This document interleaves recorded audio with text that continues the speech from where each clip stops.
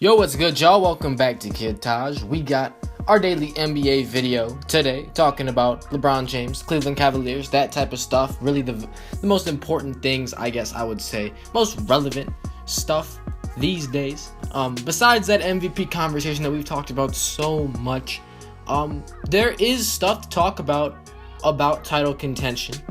I made a few videos about that, but things change and things are changing right now. Gotta address it.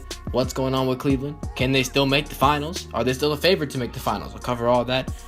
If you enjoyed the video, don't forget to leave a like, comment, idea for a video down below, subscribe if you're new, and yeah, let's get into this.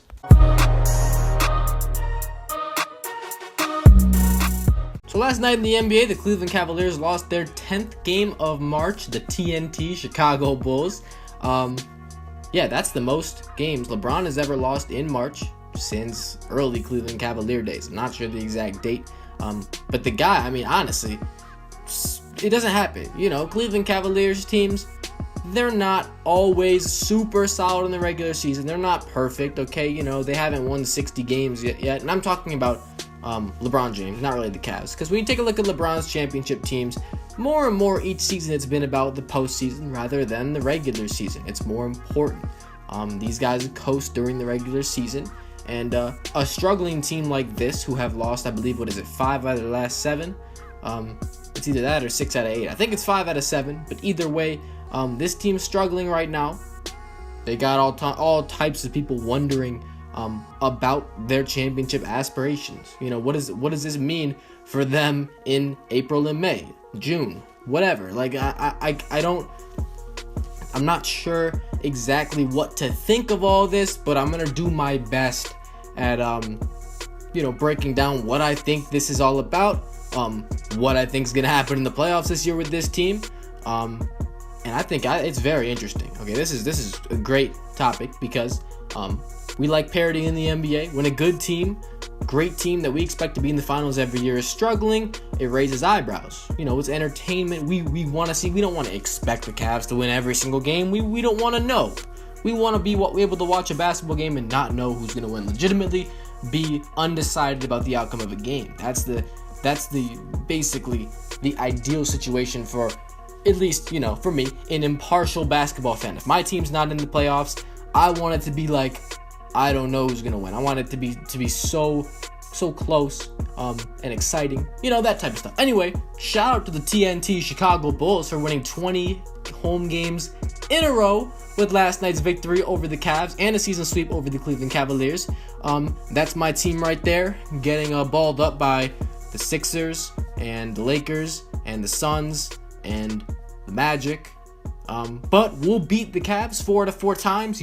That's something that you can count on. Anyway, back to oh man, it's I hope that the Bulls match up with the Cavs in the first round. That would be fun, or the Celtics. We could take any good team. If we play a good team, I just want us to get into the playoffs. Anyway, okay, this is so like anyway, talking about the Cavs. Now look, as much as anybody, I don't want the Cavs. I want to see a Cavs loss in like the first round of the playoffs. I know it sounds crazy, and there's a very, very, very low chance that that's gonna happen. And no, it's not because I'm a hater. I'm not a Cavs fan. Obviously, I don't really like them that much. I'm not a hater. I appreciate greatness. I appreciate what those guys on that squad can do. And it would be cool. It would be so tense to see another Cleveland versus Golden State NBA Finals. That would be sick. 3 in a row. The rivalry, the tension, everything about that would just be off the wall. That would be great. There's no problem with that. But for me, I think it would just be such a better storyline if the Cavs were to lose and we see somebody else. Because everybody expects the Warriors and the Cavs to be in the finals. Everybody's like, okay, this is how it's gonna go down. And a few people, they think the Spurs are gonna be there, but most people, I would say, think that it's gonna be Cavs, Warriors, and then there are your few there are a few people that are just like, paying too much attention to the regular season and saying, oh, the Cavs definitely aren't gonna win it because they're playing really bad right now. it's in the history. I mean, it's not like LeBron James has had fantastic closes to regular seasons throughout his career. I mean, even in the Heat days, there were seasons where they weren't doing well, and they just were playing bad at the end of the season. And they go on and they absolutely killed in the playoffs. Even last year and the year before. I mean, they've had up and down regular seasons when, they can just flip a switch when they get to the postseason, and they've only lost 2 games in each of the last 2 postseasons, which is remarkable.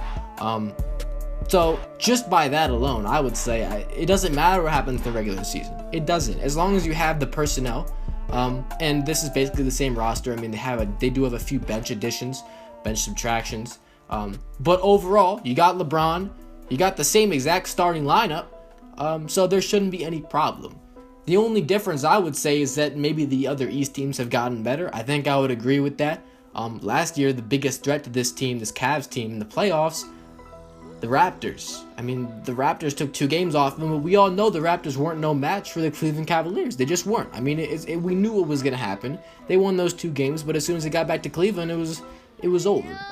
I don't see any reason why anybody last year could have beaten the Cleveland Cavaliers. The Miami Heat, they lost to the Raptors. They didn't even have Whiteside, and they were maybe they had a shot, right?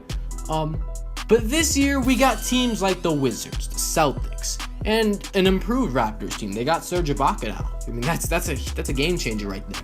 And DeRozan and Lowry, respectively, are having better seasons than they did last year. And when Lowry comes back, that team probably will be playing very well in the playoffs. I mean, I don't know. We don't know what to look for, because I don't think that full squad has played together yet. And the Celtics, I've talked about them before. I'm not gonna have trust in the Celtics until I see them. Because they didn't even win. This team has never won a playoff series together. This current squad, they've never won a playoff series. The Cavs, we know they get to the finals every year. The Wizards, they've won a playoff series with Wall and Beal and Gortat and them. They've won a few. And the Raptors, last year, they won 2. The Celtics haven't. The Celtics have been first-round exits the last 2 years with, they've been building the squad, and it's gotten a little better, but I don't expect, a team to go from first-round exit to NBA Finals contender, or NBA finalist, Eastern Conference champion, basically.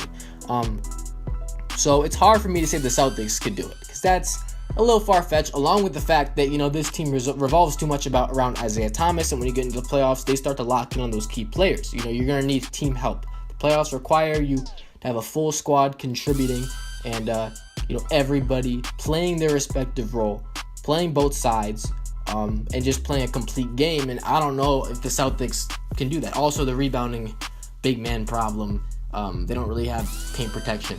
That's another thing.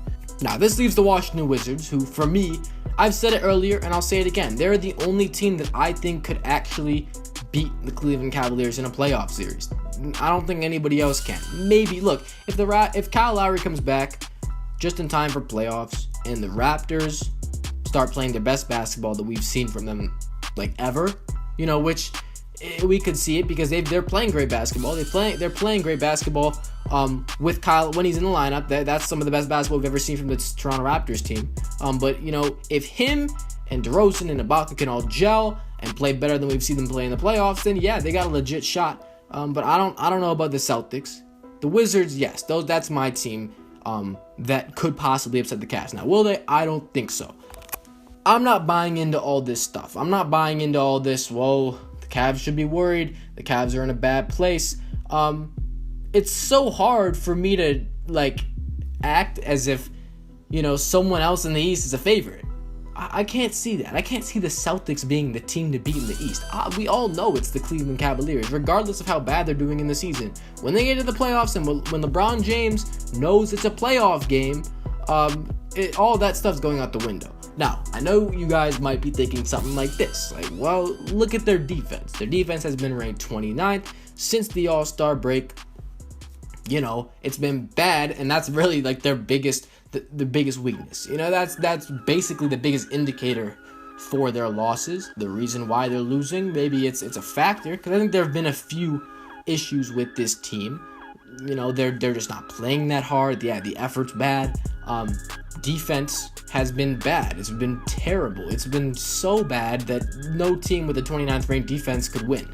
Now, everybody's talking about well, this could be the year where they get like blindsided in the playoffs and they just don't have the defense to keep a team from scoring points like the Wizards, because they can't stop the Wizards whatsoever, as we've seen in the regular season. But for me, it's like, look at who's on their team. I mean, LeBron James is having his worst defensive year. Kyrie Irving and Kevin Love are two guys that are both not very good on defense, especially Kyrie Irving.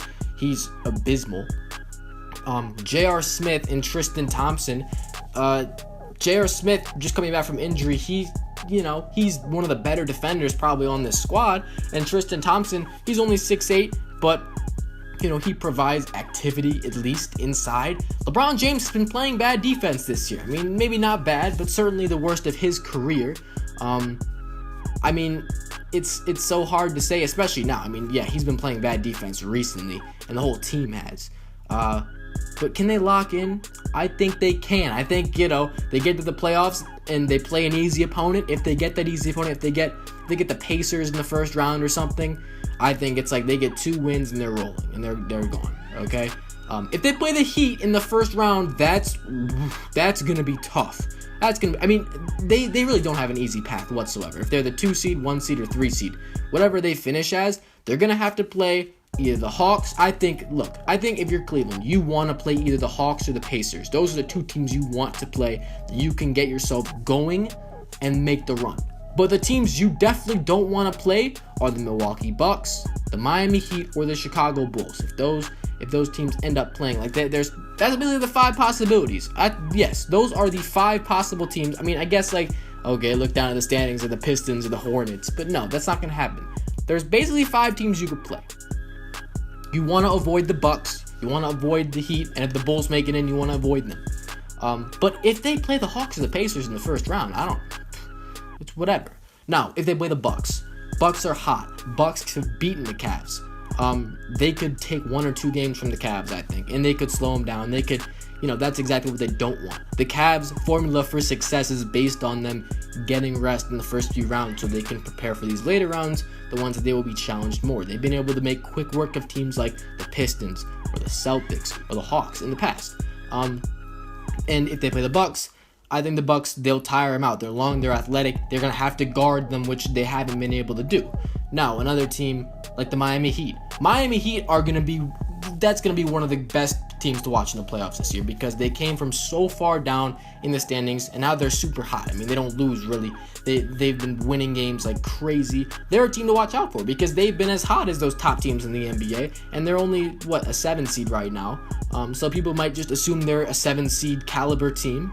They can't be taken like that. They have to be regarded as a top team because that's what they have been. It's weird to think about it, I know, but that's how it's going to have to be. And the Heat, I see the Heat taking 1 or 2 games off them. Deion Waiters is probably coming back for the playoffs, so that's going to help a lot. And then the Bulls. Bulls swept them in the regular season. We all know the Bulls are that team that plays up to their competition. They can play just as good as the Cleveland Cavaliers. And they know they're going up against LeBron James. They know how to play LeBron James. Now, of course, I still would have Cleveland winning any series that they do in the first round. But whether they play one of these 3 teams I say they got to watch out for, that could slow them down in the second or third round. That's the way, I could see them losing. If they fall to the 3 seed, they play the Milwaukee Bucks. Say they play the Milwaukee Bucks or the Miami Heat. One of those 2 teams in the first round. Then they have to play on the road against the Wizards.